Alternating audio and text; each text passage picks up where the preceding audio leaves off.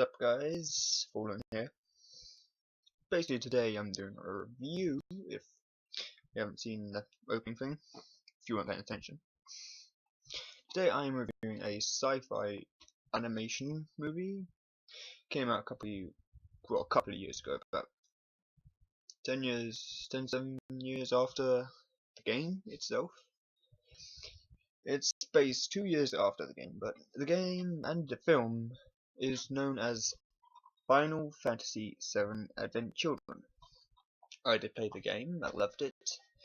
Loved the development of the characters of Cloud, Aerith, Tifa, all of them, but played Crisis Core, fell in love with Zack. Saddest moment, and spoilers about this, saddest moment was when he dies. I personally did cry. But Advent Children, there are parts of Aerith and Zack appearing as dreams or the spirits communicating with them. Basically, the movie is about Cloud fighting Geostigma, which is basically the Sephiroth gene. And Sephiroth doesn't really make an appearance till quite in the end, but it's mainly following a gang called, I don't actually know what their gang's called, but they're known as Kadaj, Yezu, and Loz. They are three assholes, let's put it. And as the movie progressed, we saw them try and take down Shinra, because Reno, Rude, I can't remember the other one. Never did like her though, because she wasn't his name. And basically, Shinra, Rufus Shinra I think it is, survives. Because Lazard is dead, obviously, from, Crisis Core. Then Rufus, the leader of Shinra, he is suffering with Geostigma himself. So, yeah. And Avalanche crew is still in there, all of them. You know, I only know of Tifa, Yuffie, Red, 13, or 13 I think it is. The talking red dog, if you don't know. And they're still in, but they only make a mild appearance, but you do hear them a lot of the time. So yeah.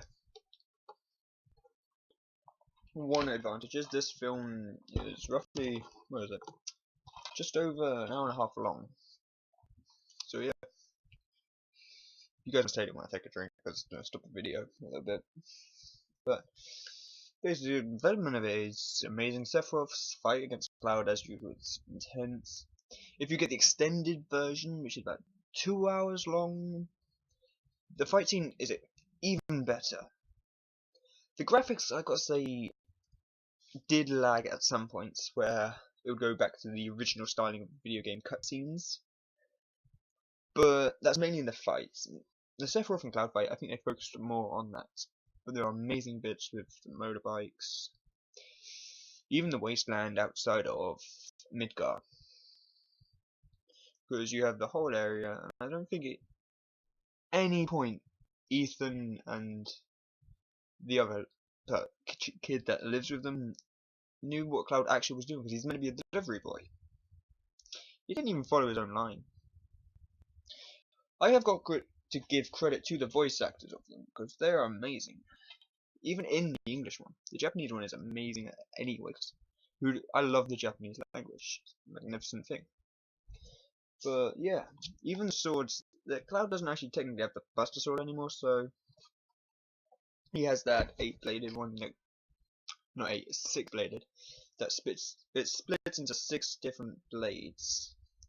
So when he finishes off his victims, let's say, he'll go flying from one side to the other, just beating them senselessly. So yeah, that's mostly about Sephiroth. Oh yes, Sephiroth. He does make a return. You might have seen the meme where it's like him standing above the camera and it's just focused on his ass. That meme is hilarious. It says, "You bitch, please, you just pause this just to see my ass." I love that meme. But the Masamune blade, I may have said that wrong, I'm not sure. It's the way I've always said it. Roughly, so many people try to recreate it and had it wrong. It's roughly a 6-foot blade, I think, with a 1.5-foot handle. But it would not take one hand to control it. Cloud he did need to be a lot stronger to have that Buster Sword. Because come on, that blade is massive. It's roughly this thick. And depending on what material he's using, it changes size. Even his motorbike could hold his guitar. In the opening scene, you see Cloud and then Kadaj, Loz, Yasu. They kick over the original Buster Sword that was given to Zack, well, to Cloud from Zack from Angeal. And that is disrespectful as it is because it is in memory of Zack. And they kick that sword down. Kadaj does. He kicks it down, and all Zack, well, Cloud, sorry, does is place it back where it belongs. I'm surprised he didn't use that throughout the whole film. It would have been so much better. A classic sword like that. But yeah, that's my review on Final Fantasy. I'd give it definitely 4 stars. There was some bits that you don't understand. But the guy with, what is it? Nah, it's rude. He's just rude himself. Would not like him. I love just looking at Reno half the time because he is just hilarious with his quirks. Like the one line I find better: Genova's friggin' head.